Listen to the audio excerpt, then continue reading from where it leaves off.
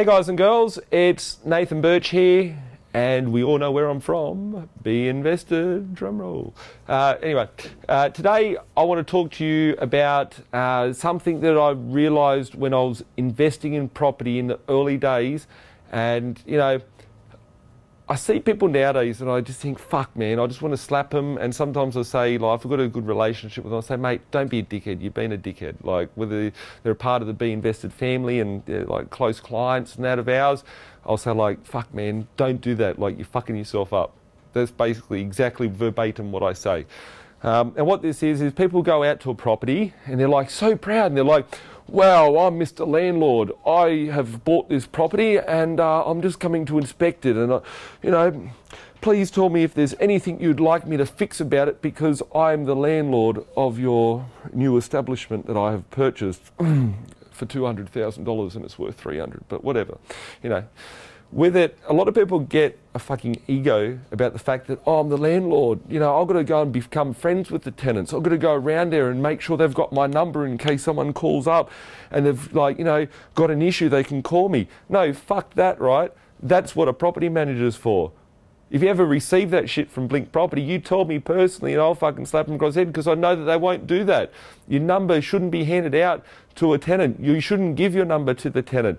You shouldn't be talking to the tenant. The reason being is that who gives a shit about it? It's the property manager. If there's an issue, it's a property manager's job. You don't need to take your ego to the property to show off to the tenant.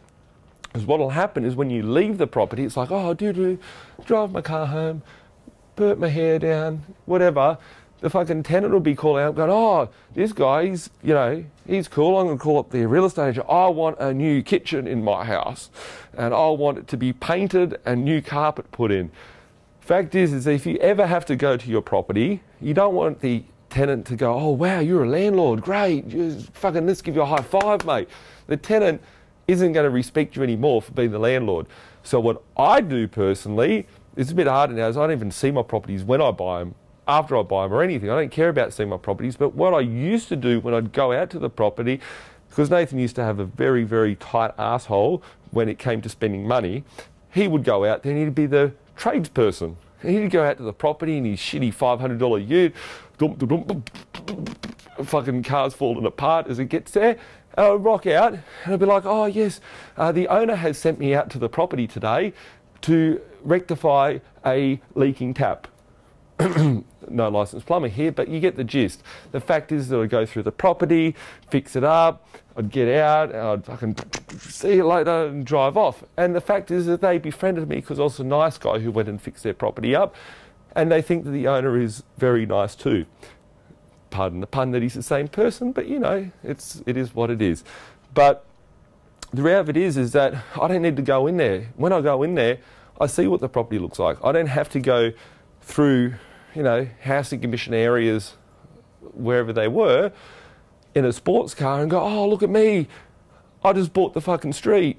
I'm so cool. The fact is that you'll get a brick hurled through your car. You'd get your tyres slashed. You'd get kids that would rip the parts off your car as you're driving through the street and they'd surround you like piranhas. But the fact is that you want to remain humble. You don't want to be a dickhead around your tenants. You don't want to, you know, puff your chest up and I'm so cool, whatever the case may be. You know, I think back about all the cars that I've had and I'd just buy cars that were so shit that I'd take out when I'm going to buy a property. You don't want to rock up to, like, you know, a real estate agent to go and buy a property and go, oh, look at me, I'm in my sports car, it's a cash flow kid.